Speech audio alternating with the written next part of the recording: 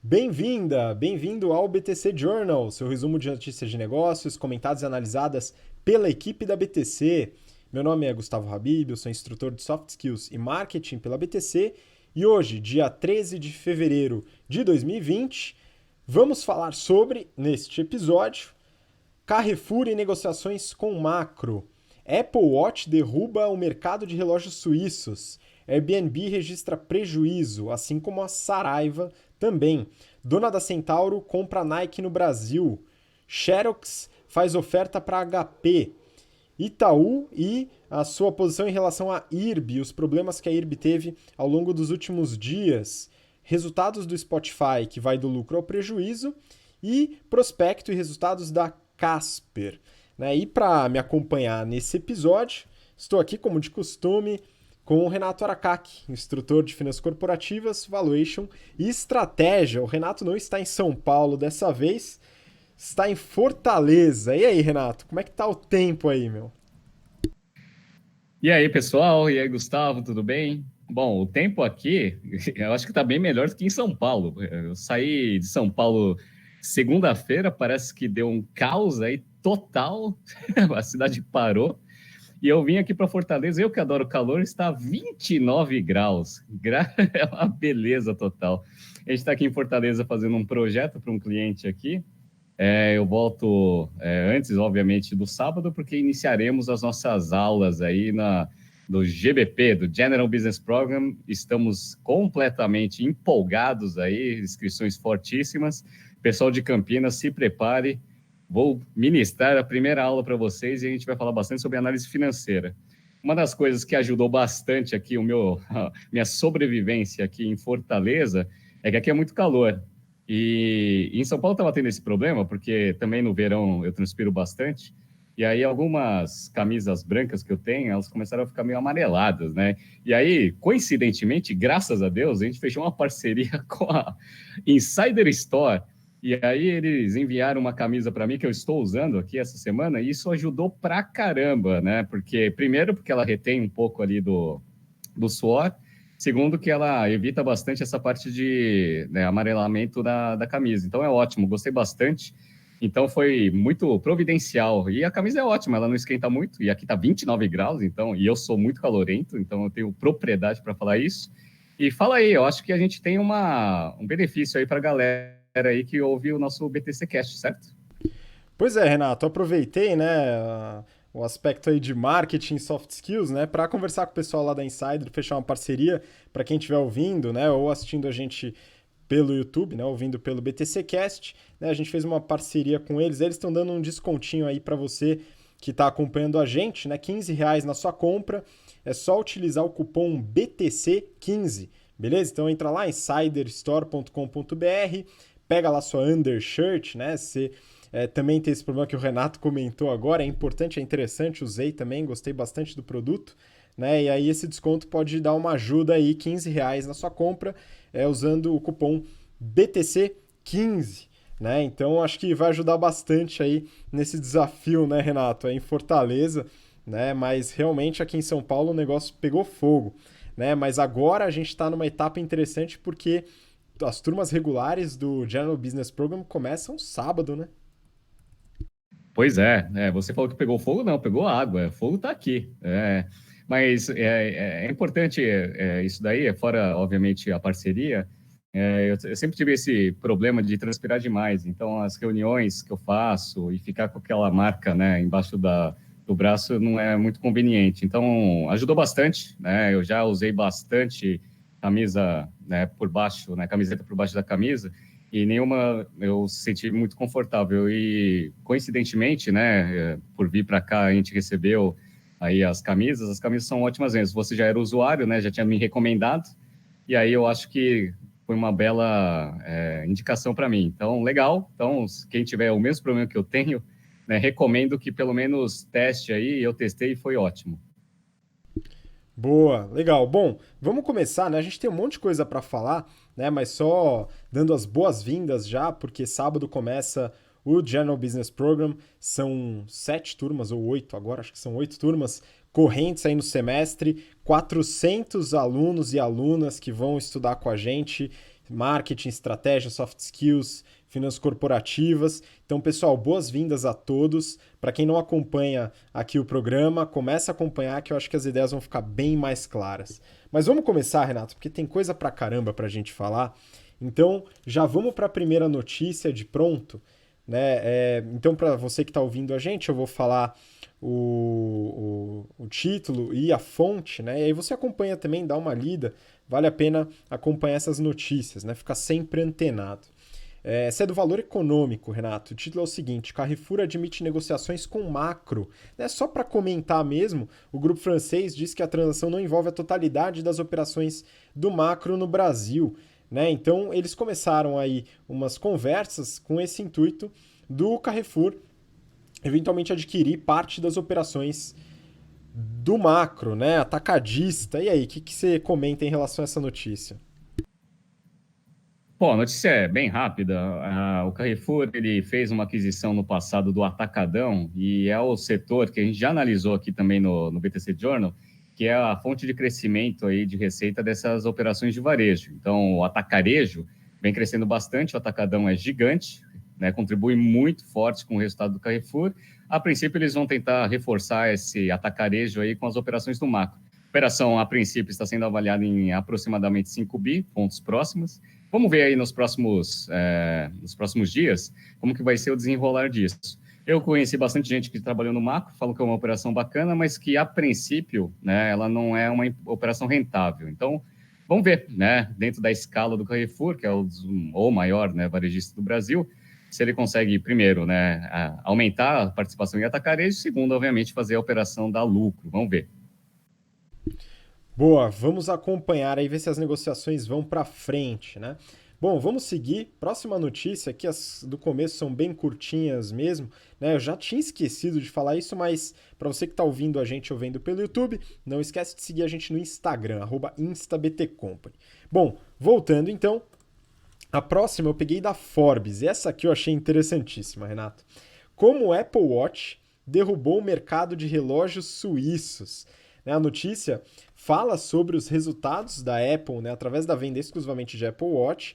Né? O resultado da Apple a gente falou no BTC Journal retrasado, então você que está acompanhando agora, se você pegou carona ou sei lá, ouviu falar desse programa de alguma forma a partir de hoje, dá uma olhada no histórico, tá tudo disponível no seu podcast ou no YouTube, tá? Há 2 programas atrás a gente falou sobre os resultados da Apple, né, algumas das estratégias, e aqui exclusivamente do Apple Watch, que vendeu mais do que toda a indústria suíça de relógios, né? Foram 30,7 milhões de unidades em 2019, um aumento de 36% em relação a 2018, e os relógios suíços venderam 21,1 milhões, um declínio de 13%. Impressionante, hein, Renato? Impressionante mesmo. É a Apple entrando forte aí na sua estratégia de hub. Muita gente não apostava nisso. Eles lançaram em 2015, só para vocês verem a velocidade, né, da adoção do Apple Watch no mundo. Em 2015 foi lançado. Em 2019, final de 2019, ele já desbancou toda a indústria de relógios suíços. Então, em 2018, eles venderam 22 milhões e meio de unidades de Apple Watch, já estava no cangote aí da indústria suíça, que era 24,3%, e aí com um crescimento de 36% e uma queda de 13%, né, dos relógios suíços, obviamente agora a Apple ela consegue ultrapassar. Os números são impressionantes, igual o que a gente falou na semana passada, você mencionou lá dos AirPods, então todos esses acessórios aí dentro da estratégia de hub, muito conectado com o carro-chefe principal, que é o iPhone, vem dando certo. Então, a Apple vem crescendo fortemente nisso daí. E é isso, né? Competir com grande é aquele grande ensinamento que eu já tive no passado, que eu passo para todos os alunos e para os ouvintes e telespectadores aí do PTC Journal, que é o seguinte: Google entrou no seu mercado, Google, Amazon, Apple ou chineses, você precisa desiste desse negócio, tá? E também está ligado bastante com a nossa estratégia, né? Que a gente fala bastante sobre estratégia de internet das coisas. Essa indústria suíça, ela apostou bastante que o relógio ia continuar sendo um item de luxo e que o consumo não ia parar.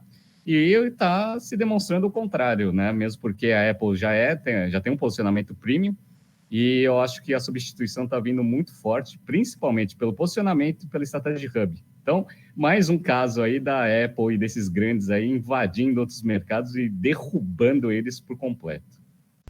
Pois é, Renato, esse ponto que você falou da estratégia hub, da internet das coisas, que é uma coisa que a gente aborda nas nossas aulas de estratégia, falando de indústria 4.0, né? É muito importante nesse caso.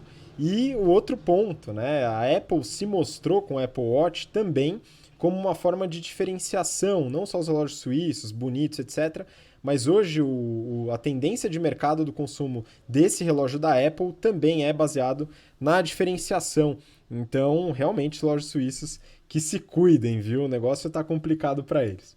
Bom, vamos seguir. A próxima notícia é do Valor Econômico e o título é o seguinte: Airbnb registra prejuízo nos primeiros 9 meses de 2019. O serviço de hospedagem registrou um prejuízo de 322 milhões de dólares no período, revertendo lucro de 200 milhões apurado no mesmo período de 2018. Renato, então é isso, teve uma inversão, né? Um pouco mais difícil a gente avaliar os números do Airbnb, né? Não está tudo aberto assim, eles só colocam alguns highlights. Porém, é interessante ver como é que muda esse mercado, né? O Airbnb sempre foi aquela startup exponencial que virou livro e case de sucesso, etc., mas ainda tem alguns desafios pela frente, não? Bom, sem dúvida, é um business de plataforma, super conhecido, já usei o serviço, achei ótimo. Tem bastante desafio operacional e, a princípio, eles estão se preparando para IPO, é um IPO esperado aí. Também eles tinham previsto que iam fazer o IPO em 2019, as condições de mercado não foram muito boas, principalmente por Uber, Lyft e a tentativa frustrada aí do WeWork. Eles estão tentando crescer receita, então a perda líquida está muito relacionada a isso. Então, esses 332 milhões aí de prejuízo foram muito alicerciados, segundo a notícia, né, porque a gente não tem os números abertos, por investimento em marketing. Tá? Então, a perda operacional foi de 306 milhões, só que a receita foi para 3 bi. Então, a receita é uma receita respeitável. Na última rodada que eles tiveram de investimento, que foi em 2017, eles receberam 1 bi de caixa. Vamos ver se esse 1 bi ainda está sustentando bem essa estratégia. E o valuation esperado naquela época era de 31 bilhões. Como os investidores estão começando a ficar um pouco mais céticos em relação a esses tipos de modelos exponenciais, etc. e tal, que não tem muita perspectiva de ter lucratividade no futuro, eles estão com uma certa dificuldade aí de conseguir, né, demonstrar isso para os investidores para conseguir ter confiança para fazer o IPO. Vamos ver. 2020 ou vai ou racha, ou vai para o IPO, né, de qualquer jeito, ou eventualmente vai acontecer um desastre que aconteceu que nem com o WeWork. Vamos esperar. Eu acho que esse modelo é um pouquinho melhor, né? Eu vejo bastante dos resultados do Booking.com, que não é a mesma coisa, mas atua minimamente no mesmo segmento. Os resultados são ótimos, então vamos ver. Eu acho que, apesar de trabalhar com essa parte de real estate, eles têm peers comparáveis aí com rentabilidade boa, que talvez, né, consigam reverter aí a má impressão que o Work deixou nesse setor. Vamos ver. Pois é, Renato, um ponto interessante é que, de fato, diferente da WeWork, a Airbnb trabalha com bastante tecnologia de sugestão de viagens, né, de análise de dados. Realmente é bem importante, então tá no core da empresa, o que traz um pouco dessa característica de startup, né, exponencial. Tá na economia compartilhada, então tem uma certa tendência de mercado que ajuda também, né? Mas a competição ela não é simples, né? Dado que você falou exatamente da Booking.com, a gente já avaliou aqui no ano passado algum episódio histórico aí que a gente fez sobre a Booking.com, o modelo é excelente e eles entraram com uma estratégia de competição multiponto com o Airbnb. Então, antes que só tinha hotel no Booking.com, hoje você vai achar moradias, casas, né, e essa economia compartilhada dentro da plataforma. Então, a competição começa a ficar um pouco mais complicada, mas o Airbnb ainda tem, como você falou, uma receita bastante respeitável e um modelo com uma tecnologia interessante e muito, muito dado para ser usado. Né? Vamos acompanhar e ver. Eu aposto que vai sim realizar a abertura de capital, fazer seu IPO esse ano. Né? Aposto na Nasdaq. Mas vamos acompanhar, né? Vamos ver o que acontece nesse mercado. Bom, vamos seguir para a próxima. Né? Agora mudando um pouco de mercado e país, a gente volta para o Brasil, a notícia do Valor Econômico e o título é: Saraiva tem prejuízo consolidado de 9,5 milhões de reais em dezembro de 2019. Receita líquida somou 73,5 milhões, abaixo dos 91,5 de dezembro de 2018, mas margem bruta avançou 31,8 pontos percentuais para 37,3. A notícia, Renato, fala sobre um resultado de dezembro, né? Entrando no site dos resultados divulgados, eu não encontrei esses números, eu encontrei o resultado dos 9 meses de 2019, mas esse número especificamente não. De qualquer forma, né, não acredito que seja uma grande surpresa um resultado ruim da Saraiva, né? Ela está em recuperação judicial, então está com bastante dificuldade. Ela vem tentando reestruturar bastante as suas operações para ver se consegue sobreviver. Os credores estão lá só observando para ver se eles vão realizar a perda real ou não. Mas os resultados são péssimos. Como você mesmo checou e eu também, eu fui lá no site da Saraiva e ainda não divulgaram, né, os resultados abertos aí do quarto TRI de 19. Então, só para vocês terem uma ideia, né, até o terceiro TRI de 19, a queda de receita com o mesmo período comparável de 18, que já estava ruim, foi de 60%, queda de 60% na receita bruta. A margem bruta, ela vem aumentando um pouquinho, né, foi de 29,6 para 30,1, só que o EBITDA, a margem EBITDA, despencou, foi de menos 4,1, que já era ruim, para menos 26,5. E uma das coisas que vem ainda não me dando sinais de que esse processo de reestruturação vem funcionando é a geração de caixa, porque eles precisam fazer a geração de caixa para conseguir, né, cobrir ali todas as promessas aí da recuperação judicial. O fluxo de caixa das atividades operacionais nos primeiros 9 meses de 19 foi de uma queima de 136 milhões de reais, contra uma queima de 43, ou seja, aumentou muito a queima, né, de caixa operacional. Ou seja, não vejo um futuro muito longo para Saraiva. Se continuar nessa tocada, essa daí vai ser uma empresa que a gente vai falar bastante aí em sala de aula, né, como empresa que entra em recuperação judicial e que não vai conseguir sair, vai quebrar de fato. Vamos ver. Pois é, Renato, você falou isso e me lembrou de um caso emblemático, a Forever 21, que a gente já falou bastante aqui no BTC Journal. Recentemente falamos sobre o interesse da Brookfield e outras administradoras de shoppings, né, com interesse de adquirir o que resta da Forever 21. Talvez no cansaço de tanto calote, né, no pagamento de fornecedores, né, aluguel e tal. Será que uma estratégia semelhante, talvez aprender, né, com os pares aí, será que a Saraiva seria um bom investimento para administradoras de shopping, Renato? Olha, os administradores de shopping, eles têm um problema, que é o mesmo problema que a Brookfield teve que resolver junto com a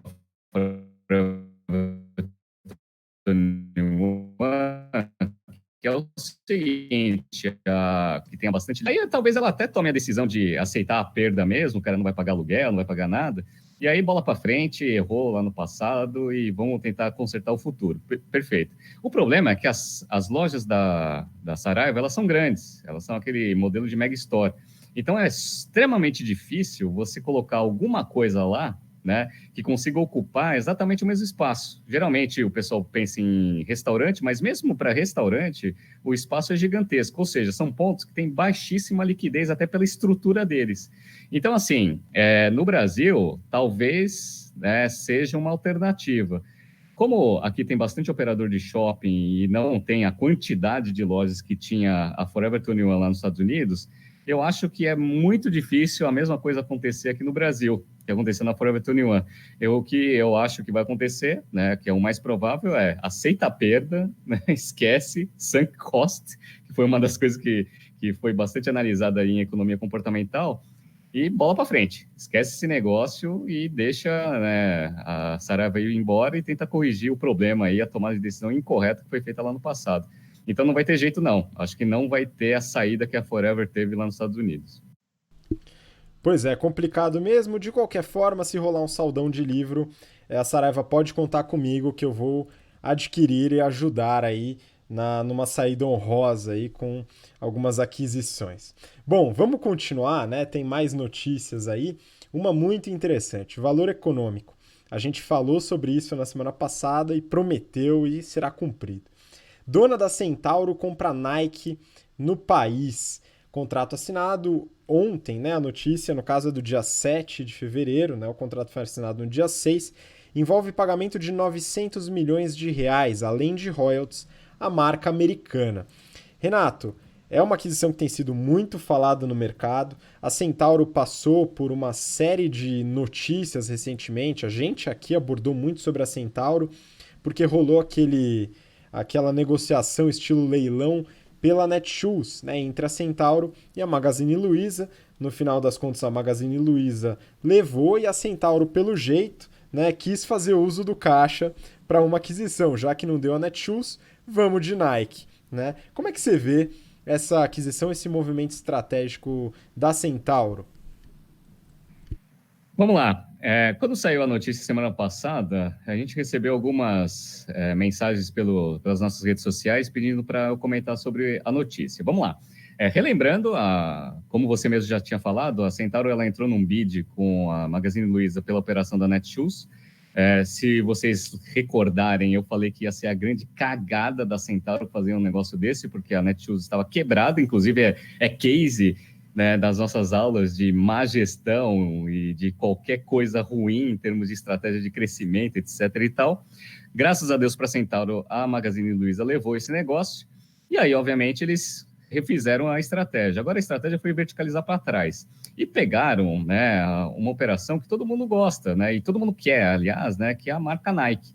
Toda empresa que vende artigos esportivos, ela precisa ter, até para ter relevância, a marca mais desejada do mercado e, obviamente, a que tem mais participação, que é a Nike.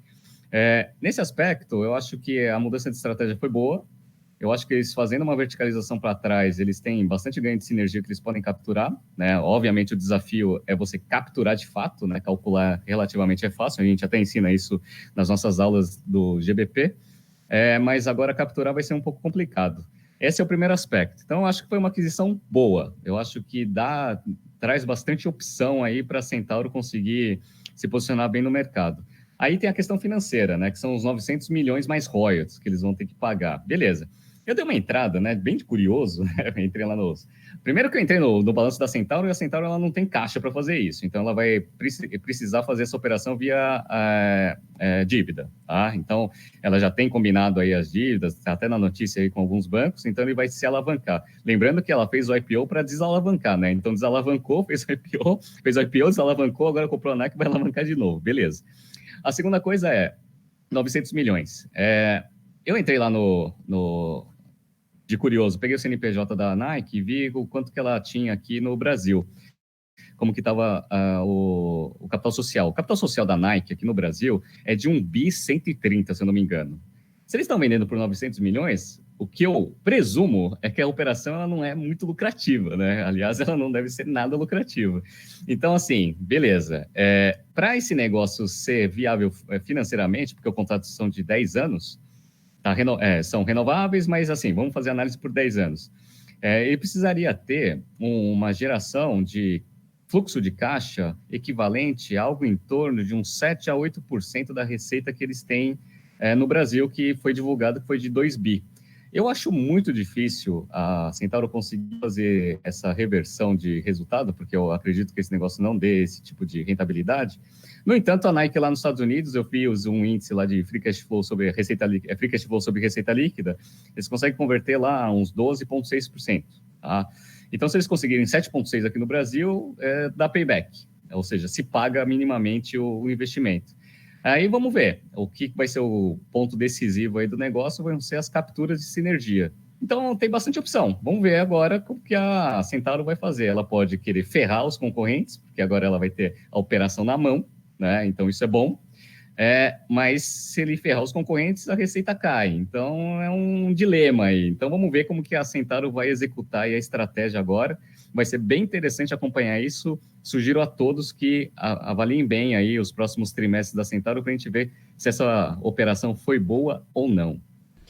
Pois é, Renato, esse ponto que você falou também é chave, né, da verticalização para trás. Você toma conta da cadeia de fornecimento.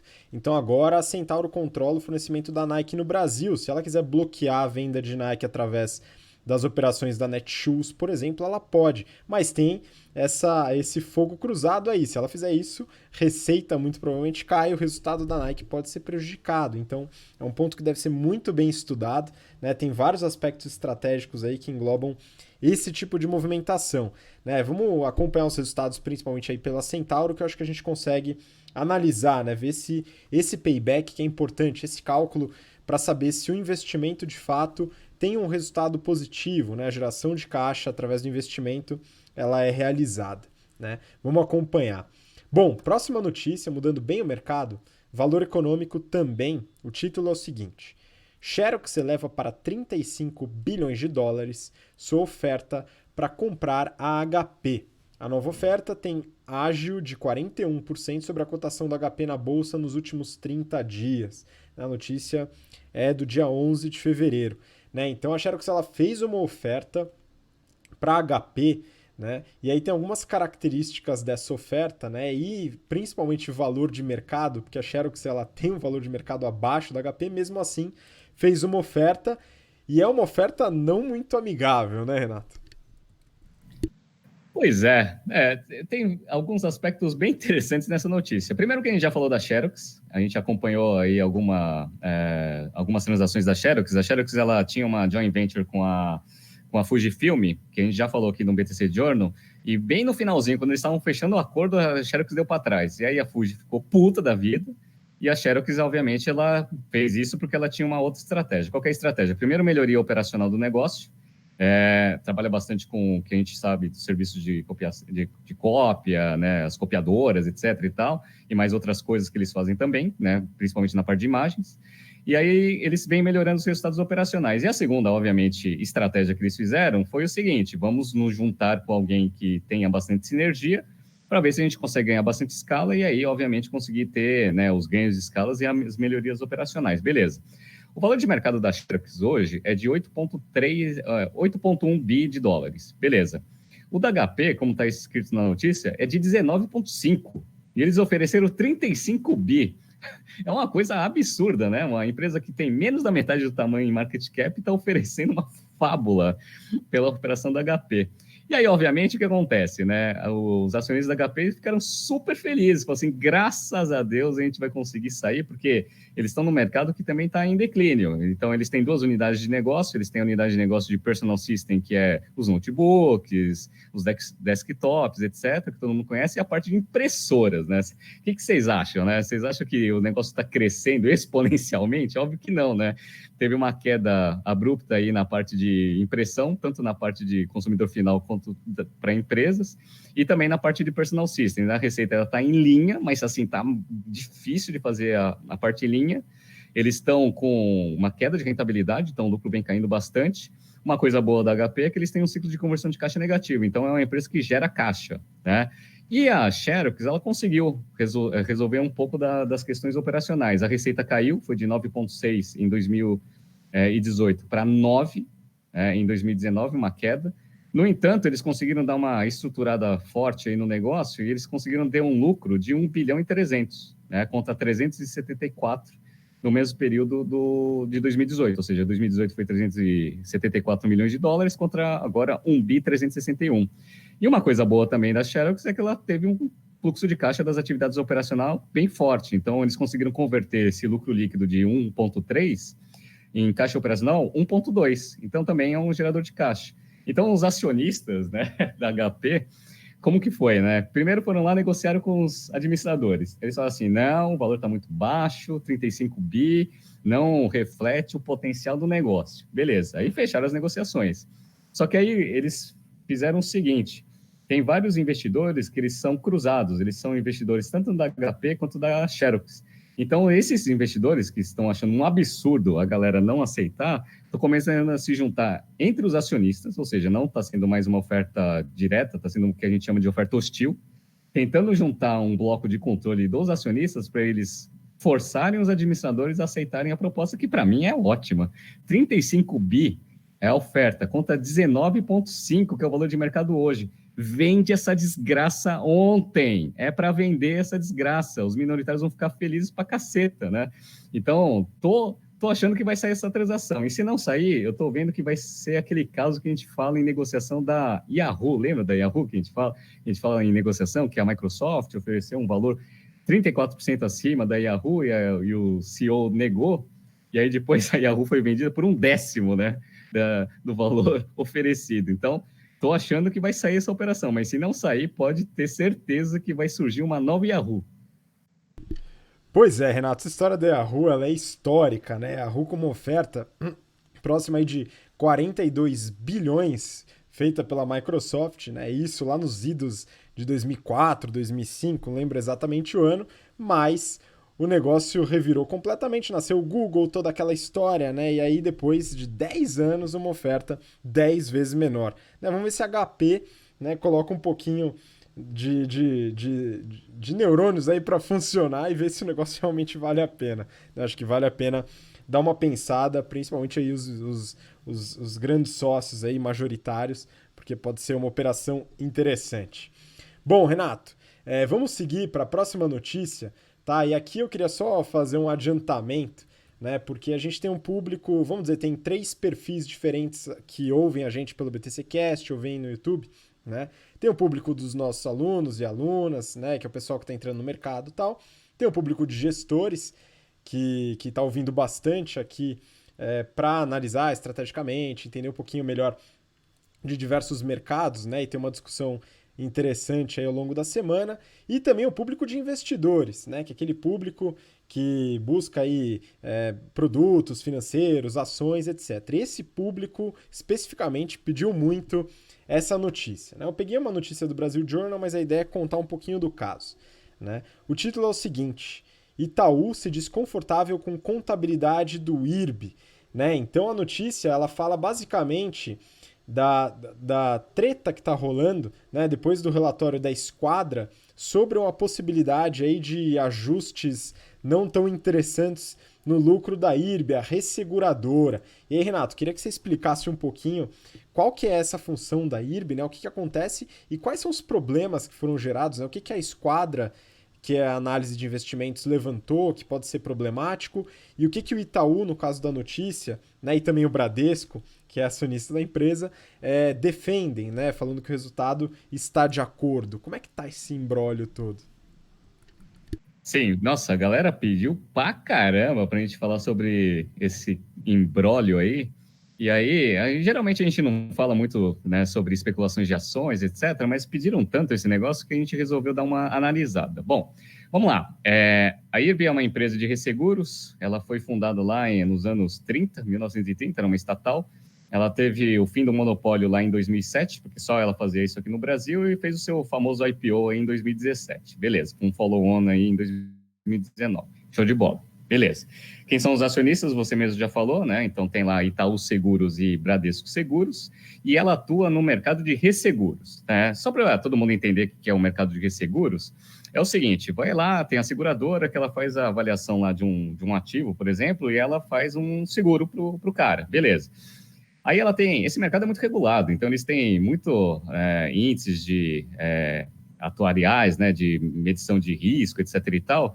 E aí quando você, às vezes, quer compartilhar o risco, você tem duas opções. Você pode fazer um co-seguro, né, que é pegar uma outra seguradora e as duas juntas segurarem o mesmo ativo, ou ela pode fazer o seguro com o ativo lá com o cliente, e aí ela faz o resseguro.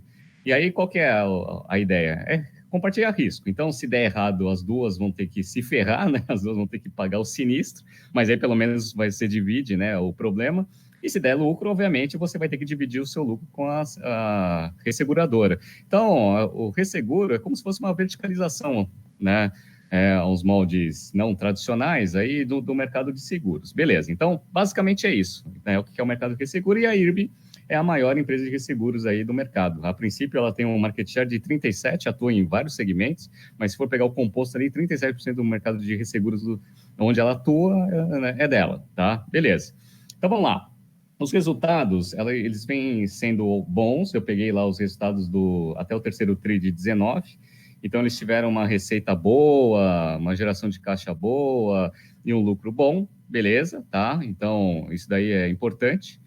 As ações vêm subindo bastante, e aí surgiu o relatório da Esquadra, né? A Esquadra é um fundo que, a princípio, ela está com uma posição shorteada em cima da ação da IRB, ou seja, ela acredita que a ação vai cair.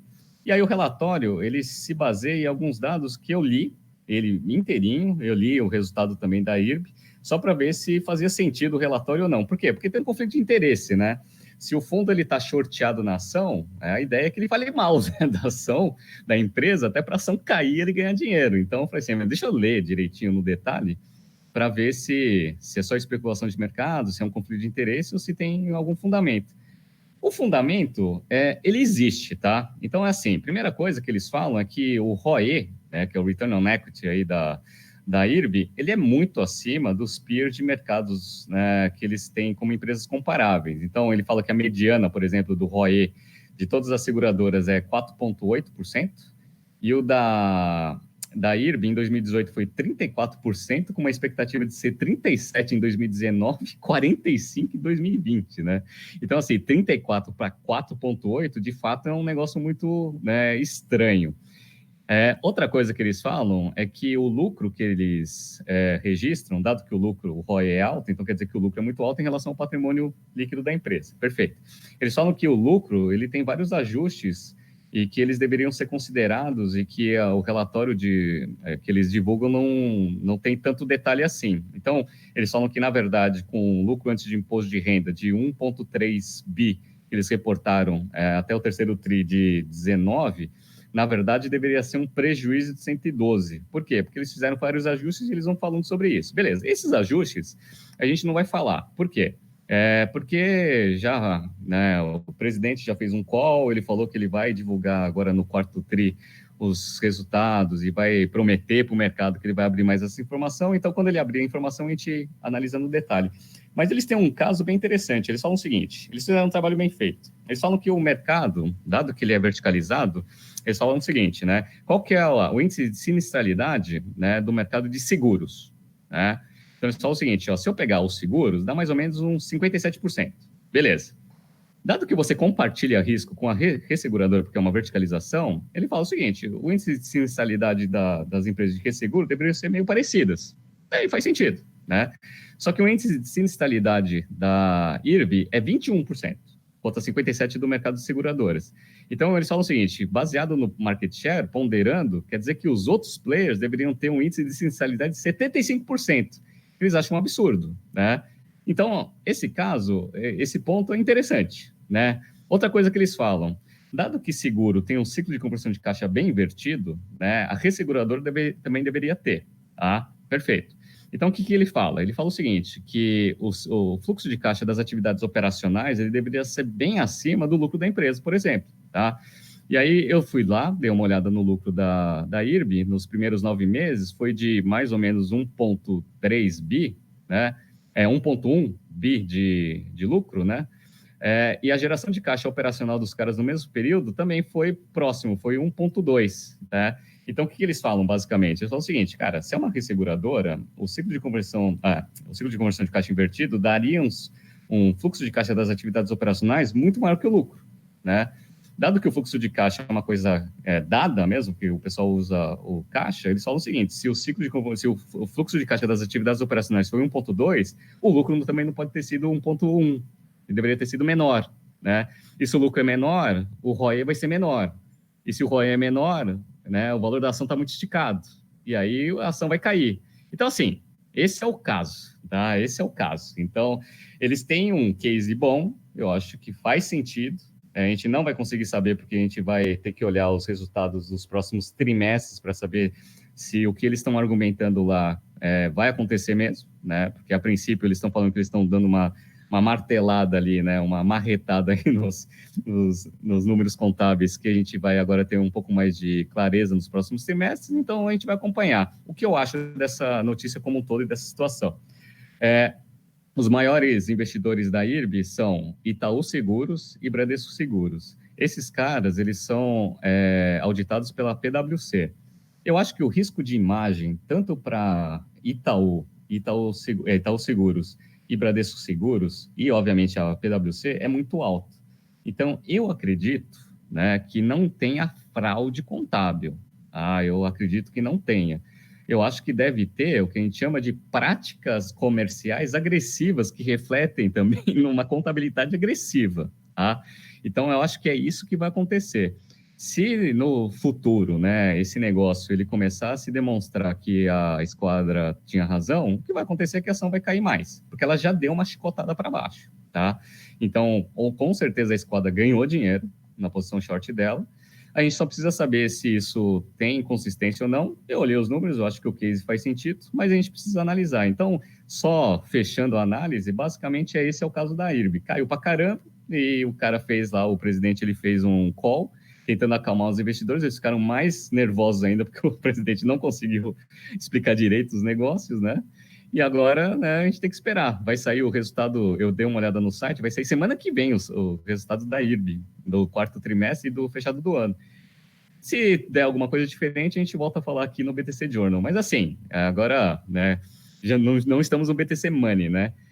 Para mim, tanto faz se esse negócio tem ou não tem, eu estou, né, cagando para esse negócio, porque não sou investidor da IRB, né?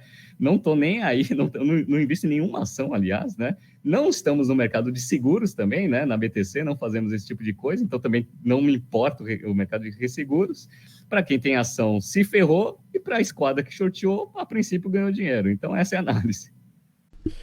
Muito boa, não, mas é isso mesmo. É interessante, né? Acho que é só bom ponderar, né, que a gente fala dessa parte da credibilidade, os acionistas sendo dois dos maiores bancos do Brasil, né, no caso as divisões de seguros deles, e uma Big Four, a PwC, também auditando. Isso dificulta, mas não inviabiliza o caso de uma fraude, né, como já aconteceu algumas vezes no Brasil. Né? A chance é muito baixa, mas já aconteceu. Né? Pode ser o caso? Eventualmente pode, mas aparentemente pela sua análise parece ser mais a cara de uma contabilidade agressiva que não necessariamente é fraudulenta, né? Pode ser só uma puxadinha a mais aí, que no aspecto especulativo faz diferença. Agora, no aspecto operacional, talvez aí não seja tão relevante, né? Mas como você falou, eu também não sou investidor da IRB, então para mim tanto faz. E no caso da BTC, a gente não faz resseguro, porque a gente não faz seguro, porque a gente não tem ativo. Então tá tudo certo. Esse é o benefício de ser asset light. Olha só que beleza, não tem a depreciação, não tem a necessidade de comprar o seguro, muito menos o resseguro. Então, fica só pela notícia mesmo, para você que é investidor e investe na IRB, boa sorte. Bom, vamos seguir para a próxima notícia. Né? Então, a gente mudando bem o mercado aqui, vai para o valor econômico. Né? E o título é Spotify sai do lucro e vai ao prejuízo no quarto trimestre. O serviço sueco de streaming de músicas e podcasts reportou prejuízo de 209 milhões de euros no trimestre encerrado em dezembro de 2019. Renato, a gente já avaliou o Spotify aqui no BTC Journal no detalhe, então acho que a gente não precisa nem ir tanto no detalhe do Spotify, o histórico, as divisões, as linhas de receita. Então você que está ouvindo hoje ou assistindo pelo YouTube, dá uma olhada no histórico, vê o episódio ou ouve o episódio onde a gente fala do Spotify, porque o modelo é extremamente interessante. Né? A gente até não pode falar mal, né, Renato? Porque a gente está sendo ouvido pela maioria das pessoas pelo Spotify. Tô brincando, a gente pode falar mal sim. Se expulsar a gente do Spotify, a gente acha outra plataforma e indica para vocês. Mas isso não vai acontecer. Mas de qualquer forma é interessante porque é uma empresa que realmente contribuiu para a mudança de hábito de consumo de áudio, né? Isso é realmente disruptivo, apesar de eu não gostar muito de usar essa palavra, mas é um mercado interessante. De qualquer forma, voltou ao prejuízo. O quão perigoso ou preocupante é isso, hein, Renato, na sua visão? Vamos lá, como você falou, a gente já analisou bem no detalhe Spotify, então vou ser bem breve aqui. Respondendo a sua pergunta, eu acho que a empresa está tranquila, né, apesar do prejuízo. Então é difícil eu falar isso, hein? Eu gosto de meter o pau em empresa que dá prejuízo, mas o Spotify eu não estou muito preocupado, não. Basicamente, a linha de receita deles ele é alicerciado em dois tipos de negócios, né? Os assinantes premium, os assinantes de graça, mas que ouvem os ads, né? Que tem as propagandas, então eles ganham dinheiro com propaganda também. Obviamente, o grosso deles é a parte premium, então eles vêm, né, fortemente crescendo essa receita de assinantes premium. Cresceu 24% de um trimestre para o outro, de um trimestre para o outro foi 5%, de um ano para o outro foi 24%, e eles tiveram prejuízo. Tá? Basicamente, o que aconteceu? Eles estão fazendo um investimento muito forte no crescimento, né? Então, eles tiveram uma receita no ano de 2019 de 6,7 bilhões de euros contra 5,2, então isso foi bem relevante. A margem bruta ela se manteve em linha, foi de 25,7 para 25,5, ou seja, está tudo em cima. Só que o nível de despesa aumentou bastante. Então, em R&D, né, pesquisa e desenvolvimento, eles aumentaram 24%, né, a conta de despesa. Em sales e marketing, que foi, né, o grande ofensor aí, cresceu 33%, porque eles estão com essa estratégia de crescimento mundial, que eu acho que faz sentido em termos de escala. E os gerais administrativos cresceram 25%, esse daí eu acho que dá para dar uma controlada, tá? E aí, obviamente, com esse crescimento de despesas, o prejuízo operacional ele passou de 43 milhões negativo de 2018 para 73 milhões negativo. Consequentemente, o lucro líquido caiu também de 78 para 186. Beleza. Mas por que eu falo que está tranquilo? Porque ela está numa estratégia de crescimento e ela está cuidando bastante do fluxo de caixa das atividades operacionais. Então, ela gerou caixa operacionalmente. É muito engraçado, né? Porque a gente sempre fala de empresas que dão prejuízo e queimam caixa absurdo. Ou no caso do Netflix, por exemplo, que dá lucro, mas queima um caixa absurdo. Esses caras não. Esses caras parecem muito, não estou falando que é a mesma coisa, obviamente, né? Mas muito da estratégia do Jeff Bezos no começo da Amazon. Eles deram prejuízo por causa do crescimento, mas ele sempre cuidou bastante do fluxo de caixa das atividades operacionais. Para vocês terem uma ideia, eles geraram 573 milhões de euros nas atividades operacionais em 19, tá? Então, fluxo de caixa das atividades operacionais positivo. E eles fazem o cálculo de free cash flow também, que obviamente é um direcionamento aí para o valuation do negócio. Free cash flow dos caras também foi positivo, 440 milhões de euros. Então, assim, é uma empresa que está dando prejuízo, perfeito. Eles estão justificando esse prejuízo por causa dos aumentos de investimento em marketing, por causa da estratégia de crescimento, que faz sentido, mas eles estão cuidando da parte operacional, do fluxo de caixa das atividades operacionais, que é positivo. Então, assim, para mim, não tem problema nenhum, a empresa está indo bem, né? Está dentro da estratégia, financeiramente está mostrando uma certa resistência, uma certa sustentabilidade, tanto é que o guidance deles, sem medo, para 2020, é o quê? Eles vão ter aí uma receita em torno de 8 bi e pouco, que é ótimo, né? Um crescimento bom. A margem operacional, a margem bruta não vai cair muito, vai gerar em torno aí de 24, 25. E eles já falaram, a gente vai dar prejuízo, vai dar um prejuízo de entre 150 e 250 milhões de euros. Mas tá tudo certo. Por quê? Porque a gente está controlando o caixa da empresa. Então, assim, respondendo a sua pergunta, eu acho que tem futuro sim. Eu acho que está sendo bem gerido o negócio, mas é um negócio novo, né? Novo assim, né? Tem bastante gente entrando, o Google está entrando com o Google Music, tem lá a Apple entrando nesse mercado, então, assim, é gente grande entrando nesse negócio. Para mim, o perigo mais é estratégico, não a parte financeira, que eu acho que a financeira está sendo bem cuidada. Pois é, Renato, também acho que não tem tanto problema assim, só que eu queria só fazer uma ponderação. Você falou das diferenças entre lucro e caixa, né? Isso aqui é fundamental, a gente aborda isso muito na parte de finanças corporativas e valuation do nosso curso de business. E realmente, né, não necessariamente o prejuízo é um direcionamento de que a empresa vai quebrar ou de que ela está insustentável. Né? O caixa muitas vezes é o melhor proxy para saber isso. E aí, fazendo uma comparação, né, breve comparação, tudo bem que não são exatamente comparáveis, né, mas a Netflix, por exemplo, que é um modelo de plataforma, né, a diferença é muito grande em relação à estrutura de caixa, porque a Spotify não precisa, não tem a necessidade de gastar com conteúdo como a Netflix faz. Né? Então, se você pega ticket médio, né, apesar do ticket médio um pouco mais baixo da Spotify, não é tão mais baixo assim, só que não tem aquela despesa, né, na verdade, aquela queima de caixa próxima aí de 10 bi de criação de conteúdo. E isso faz toda a diferença na sustentabilidade do negócio. Né? Spotify está numa estratégia um pouquinho mais leve, se a gente falar de ativos como criação de conteúdo, trazendo conteúdos de terceiros, como o nosso, por exemplo, né? Ou de qualquer forma as músicas, que tem os royalties também, né? Mas é como se fossem os filmes externos, né? De outros produtores que a Netflix coloca na sua plataforma, né? Diferente dos filmes e séries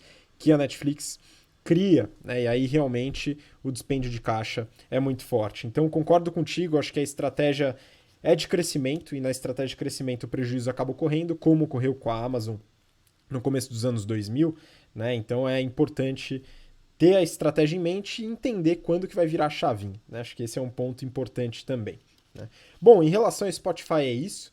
Então vamos para a última notícia do BTC Journal de hoje, né? Eu vou pegar aqui de uma fonte que chama Quartz, né? qz.com. Eu peguei mais para falar sobre a empresa que é a Casper, né? O título é o seguinte: When did selling mattresses become a tech business? Ou quando que vender colchão virou tecnologia?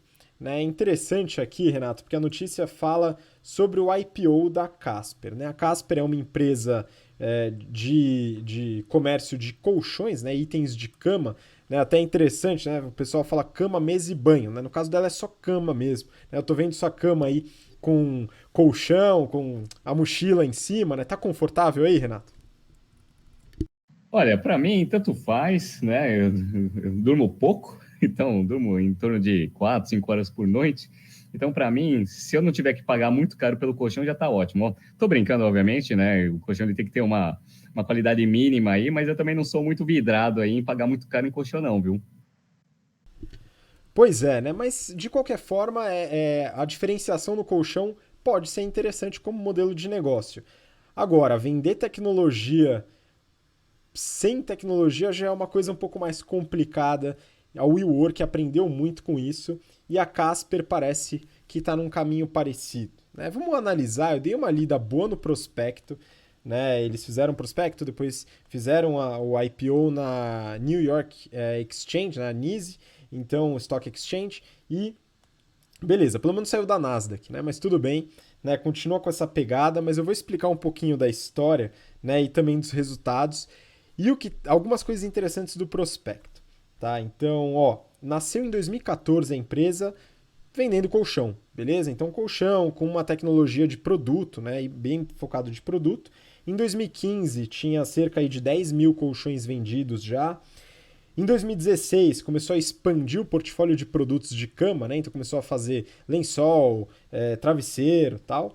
Loja Conceito também nasceu nessa época. Em 2018 começou uma estratégia multicanais, né? Então começou a expandir as suas praças, né? Sua estratégia de canais, distribuindo também pela Amazon, pela Costco, pela Target e diversos outros e-commerces e lojas também, né? Hoje, como é que está a situação hoje? Eles estão com 60 lojas e 18 parceiros no varejo, né?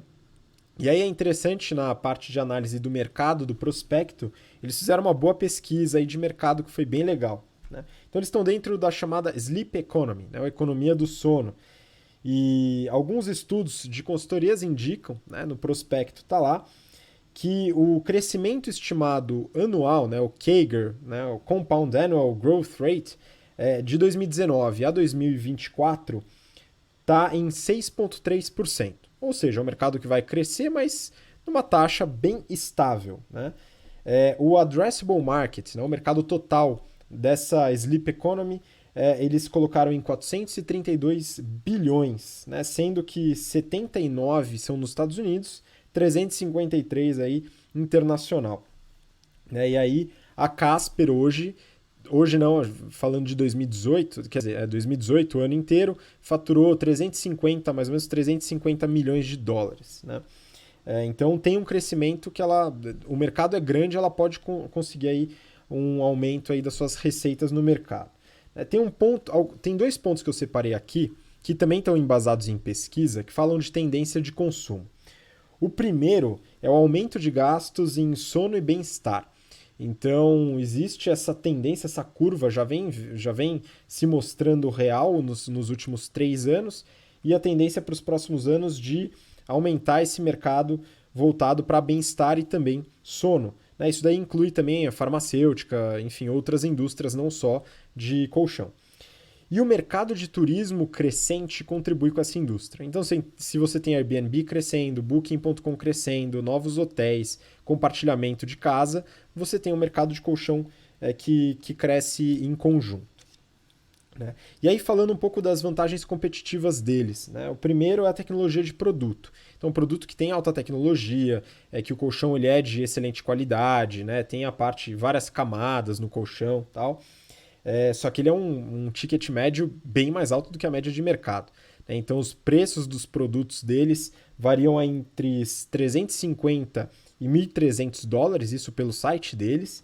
E dando uma fuçada lá na Amazon, Renato, eu achei alguns colchões aí, $90, $100, até uns $300, dá para achar um colchão legal bem avaliado pela Amazon, viu?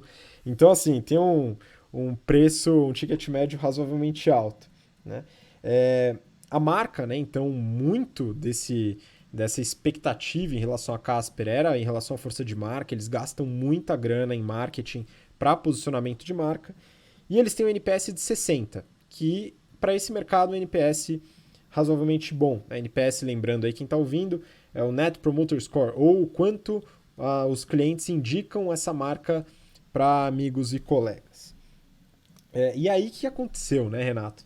A Casper virou um unicórnio. Ela recebeu cerca de 300 milhões de reais no último aporte, com um valuation acima de $1 bi, né? Eu acho que eu falei dólares, né? Acima de $1 bi. E aí, fez o IPO, a abertura foi abaixo de 500 milhões de valor de mercado e agora, hoje, né, eu vi aqui pouco antes, market cap de 395 milhões de dólares. Né? Então tá quase um terço aí do que foi antes do IPO. Né? Tá descendo vertiginosamente. Né? E vamos entender um pouco por quê. Né? Eu trouxe alguns resultados aqui que estão no prospecto também. Né? 9 meses de 2019. Teve uma receita líquida de 312 milhões de dólares, um aumento de pouco mais de 20% em relação ao mesmo período do ano anterior, então um bom aumento, refletindo a possibilidade de ganho de mercado nesse addressable market que eu acabei de falar. Uma margem bruta de 49,6%, teve um aumento também, então legal, aumento de 5 pontos percentuais em relação ao mesmo período do ano anterior. Despesa de marketing, 114 milhões. Despesas gerais e administrativas, 106 milhões. Tudo isso de gasto dá um lucro operacional de menos 65 milhões, ou seja, preju operacional. Olha que maravilha.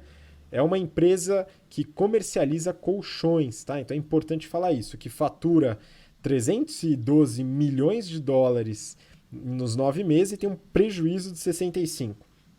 O lucro líquido, né? Prejuízo líquido 67 milhões, também uma margem líquida, orgulhosamente, de menos 21,6%.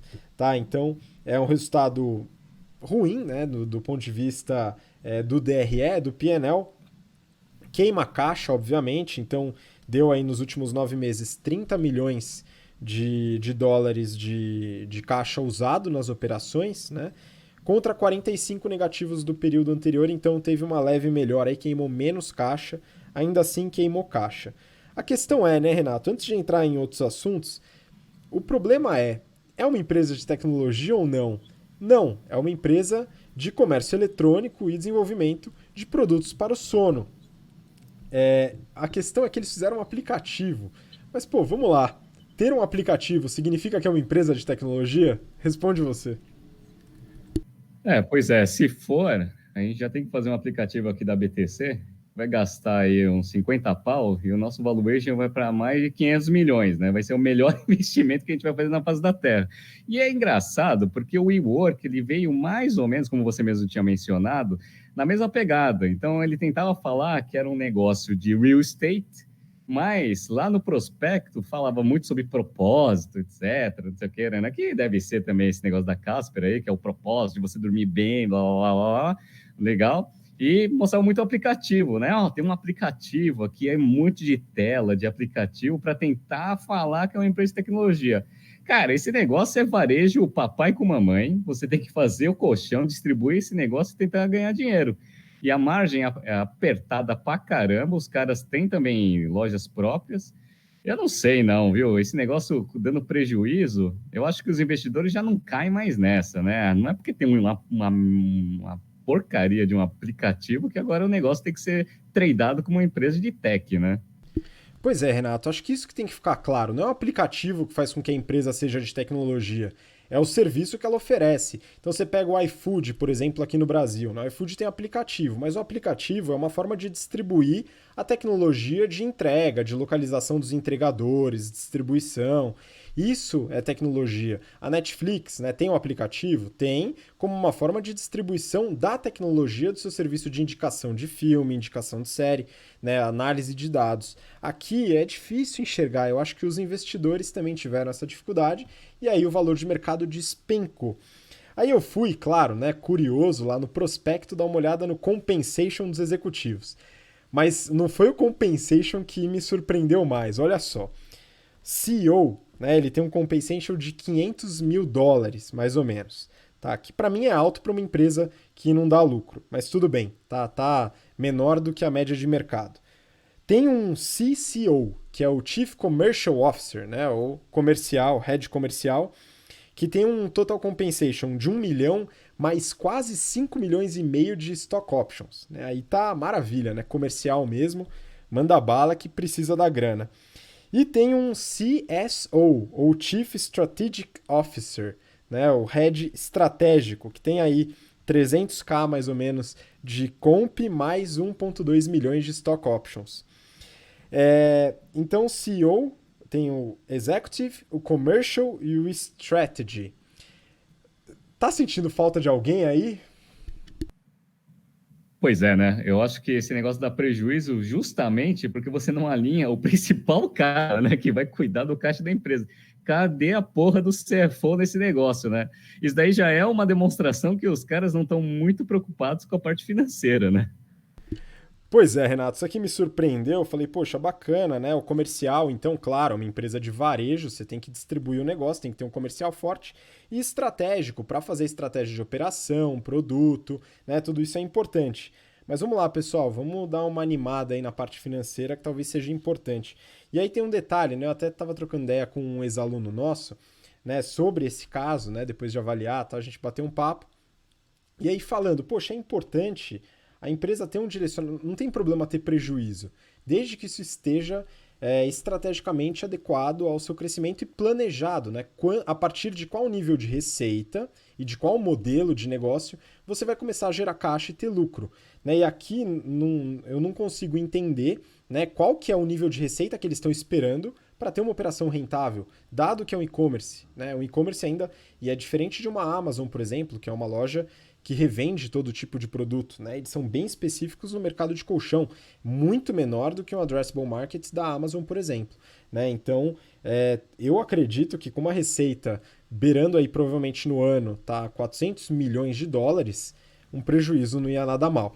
Né? Então, o que eu colhi aqui foi mais uma empresa de varejo, né, com um bom produto, porém um valuation extremamente esticado pela comunicação, um marketing muito bem feito, né, mas um posicionamento enganoso, de certa forma, como uma empresa de tecnologia. Pode ter tecnologia no produto, mas não é uma empresa de tech exponencial, escalável, infinitamente escalável. Não é assim que funciona. Né, mas aparentemente o produto é bom. Né? Talvez uma repaginada operacional faça com que o negócio prospere. Tá? Então parece que o produto é bom, mas é importante que o CFO exista e faça um bom trabalho, viu? Não, sem dúvida. E eu só vou acreditar nesse tipo de mercado quando os caras começarem a desenvolver um negócio que eu conversei bastante na minha época de engenharia. Eu queria fazer um TCC para tentar fazer um colchão que conseguisse capturar a temperatura da gente e transformar esse negócio em energia, armazenando, né? Aí, obviamente, né, mas também não manjava porra nenhuma desse negócio, né? Só fiz engenharia para me formar.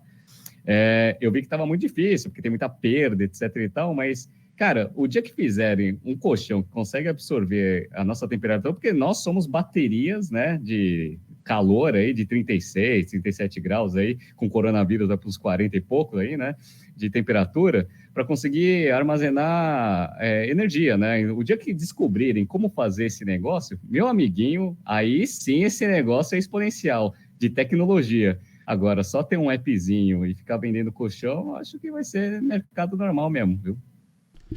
Pois é, essa tecnologia que você comentou, o Cares humano aí, eu acho que tem futuro, hein? A gente poderia eventualmente investir, se tiver algum aluno, ex-aluno nosso, que quer desenvolver um produto desse, fala com a gente e a gente tenta entrar aí com alguma ajuda, viu, pessoal?